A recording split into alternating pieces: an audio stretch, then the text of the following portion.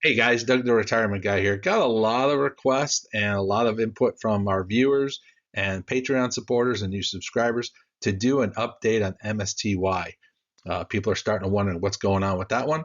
So we decided to do this, and we're going to use the same format. We're going to use the YieldMax MSTR Options Income Strategy ETF. We're going to give you the updates, the changes, and performance over the past weeks, and go from there. So I want to thank each and every one of the new subscribers and our old subscribers. You guys are doing a phenomenal job. And also all of our Patreon supporters. Without you guys, we could not keep this station going. If you want to be a supporter, look down in the description. You'll see a mark there that says hit the Patreon button and join in. There's a lot of information behind the scenes. Let's get into today's video. First, we got to get into the notice to all viewers. Past performance does not guarantee future results. The information provided in the video is for educational and informational purposes only. It should not be considered financial information or investment advice. The example and suggestions discussed are illustrative and may not be suitable for all individual situations and may always consult a licensed financial advisor or professional before making financial decisions. So we did our legwork on this. We found out the forecasting right now. The short-term forecasting, which is basically over the next 3 months, according to stockinvest.us, MSTY is expected to decline approximately 12.4%. That's potentially trading between 1552 and 1938 over the next 3 months.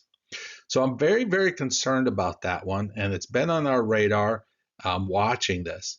The next one we went to, it says we always want to get multiple opinions, and options charts forecast a 34-day expected move of a plus or minus $1.86, which would give us basically around a 10.3% movement up or down. Projected a potential price range of $16.19 to $19.91. So basically what this is saying to us is at $19.91 all the way down to $15.52 is the range over the next 30 to 60 to 90 days. So we're not expecting this thing to really see a huge climb. We don't see this as anything spectacular that the price is going to go up. What we're actually going to see is some erosion of the value of the price. So everyone says NAV erosion. We're going to see the drop off in this price. So I want to make sure everyone's aware of that ahead of time when we get into this. I started looking at more research and saying, okay, what's the price been doing? So we get into this, and I hate to say it, but MST has been on a bad streak. They've been on a bad run because over the past month, it's down 6.44%. 6 months, it's down 27.74%. And year to date, it's still down 28.88%. So I started putting some numbers together and find out where's the price tag that we're at now. Well, on July 8th, we were at $20.77. So that basically took us up 30 days out.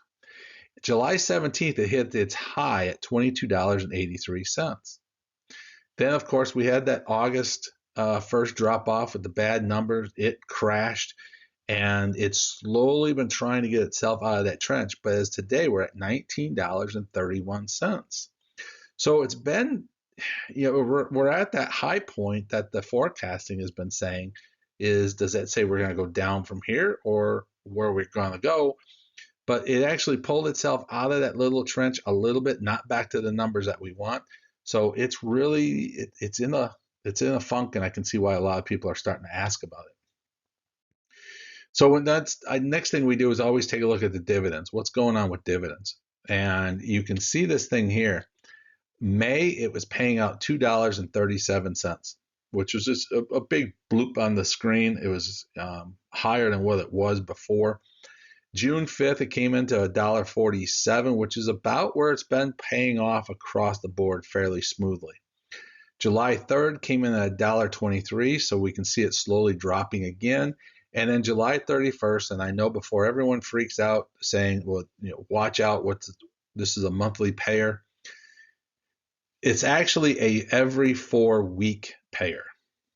Okay, so yes, it's classified as monthly, but it pays out every 4 weeks. That's why July, you get actually double the payments in July, because it's every 4 weeks. So when you look at that, they're down to $1.18. What this gives us is an average of $1.66 per share per month, or per every 4 weeks, $1.66. So that number, looking back at it, has slowly declined very little because of those $2 pickups like in May. It has kept the average of that share doing very well. So if the dividend holds on tight, this is a income generating fund and not a growth fund. And people have to remember that. And when I say that, there's a reason for it. Is that means you're going to have to take some of your dividends to reinvest it back into MSTY to continue your stock, your fund value. So what this brings up to as next is that return on investment. So with that new $1.18 and putting our new average at $1.66, if we take that price right now of $19.41 at the time of the video by that $1.66 average, that means we're only 11.69 months. So basically 1 year out for a return on our investment. Now there's a lot of stipulations, and I've always been said this, there's a lot of ifs in that statement. That is, if the dividends continue holding where they're at, that keeping that $1.66 average, and if the price of the shares stay at that $19.41, you will have your money back in basically 1 year. Now, if those dividends start dipping down and we start cutting into that $1.66 dividend, you're going to continuously start adding more and more into the fund. And then the question is, everyone that comes back, you got your investment back out of this. Now, what do? You still have your share price. You still have value sitting in MSTY, which we still believe that will make a recovery later on after the basically 30 to 60, 90-day period. You'll start to see some recovery happen. So it's not a bad thing when you take a look at the return on investment saying, hey, in 1 year, I get my money back. This is for a long haul, long run. And that's what most people are doing with MSTY. So the next thing that we have to update you on is YieldMax explicitly stated that MSTY distributions may include return of investment capital along with ordinary dividends and capital gains. The structure was led to erosion of the fund's NAV as the distributions are paid out. July 31st, it reported that they will be doing the distribution at an 86% or 86.81% return of capital and 13.19% of income. That's a big change from June 6 when they were at 97 and basically 97.45 and 2.55% for income.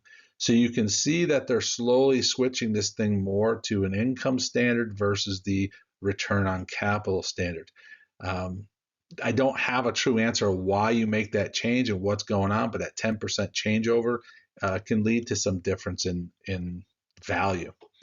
Now, what is ROC? If you're not familiar with this, well, what is return of capital when it's in a distribution? Well, return of capital is a portion of the distribution from the investment, such as a stock, ETF, or mutual fund, that isn't considered taxable income because it's simply returning funds from your original investment.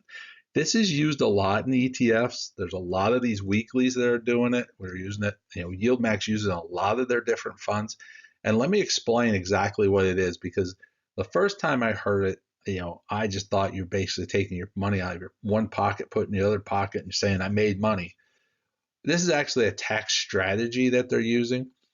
And the excitement to it is the tax strategy, because I'll explain it.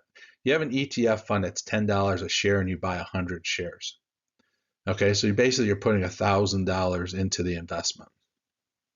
That fund pays out $1 of distribution. Okay, I'm not going to say dividends. I'm going to say $1 of distributions. And they have an 80-20 program. So 80% return of capital, 20% is actual income.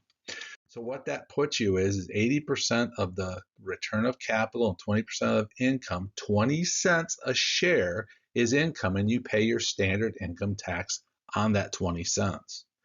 The other 80 cents a share is used to reduce your cost basis.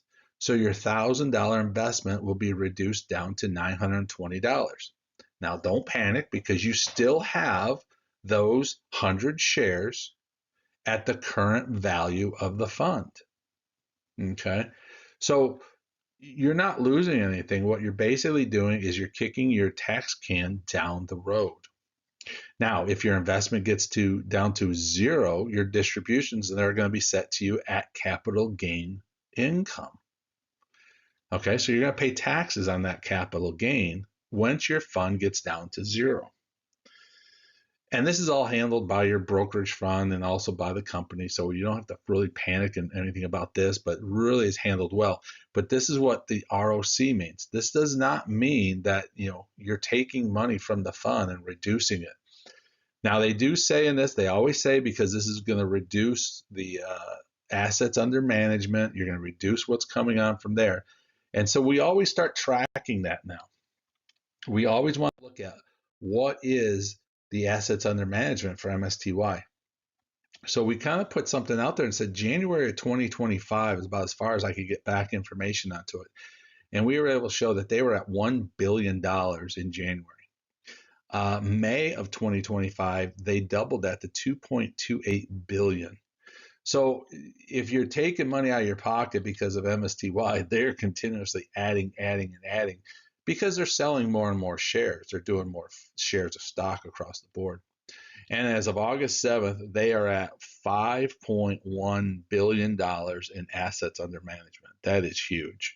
So I'm not worried that MSTY is going to be, doing a split or breaking off or anything like that. They have enough money under assets of management to do what they need to do. It's basically MSTY is not built for growth. It's not built for, to generate dollars on that stock fund. It's designed for dividend income, or it's designed for distributions out of that. So that's a key factor with this one here. Now, I put this out there as MST. Our eyes is a hold. We put this on just purely on a hold, and I'll explain to you why. I love that the assets under management 5.1. That means, and normally will tell me, that the dividends will continue to be coming and being paid. I have no fear of that one, because the return on investment should be about 1 year. So I'm solid with that part of it in my eyes. The share price, 6.44% down over the last 30 days is what's got me concerned. And when I looked at that forecast and saw that it was 1555 to 1938, and we're at the high end already, I'm like, hold on. I love that 1 year deal. I love that return on investment. I love that it's a solid fund, but I think I'm going to wait for this thing to drip down. I can wait 30 days. I can wait 60 days. I don't have to have my money into this fund right now. But if I can get this thing back down to that, closer to that $15 price point, then I'd say, yeah, it's probably time to look into it, and we'll reevaluate it at that time. But right now, I completely tell you, this is a put on hold. I would not reinvest into it. I would not. I would just sit and collect the dividends and smile, and just let this thing get through its course. And a lot of this, like I said, this is a lot of stuff that's going with the crypto and all that's going on. They're looking for the volatility to generate more income, and then can they get the upward swing? And that's what's holding them back. I don't think they can get that upward swing on this stuff. Guys, this is Doug, the Retirement Guy. I hope you liked that video. And if you're not part of the group, hit that subscribe button. Join the party. We're constantly updating with what our viewers are watching, what we're interested in, and what helps you in the retirement package. And if you have any comments about this video, put them down below. We're more than listening to what you have to say.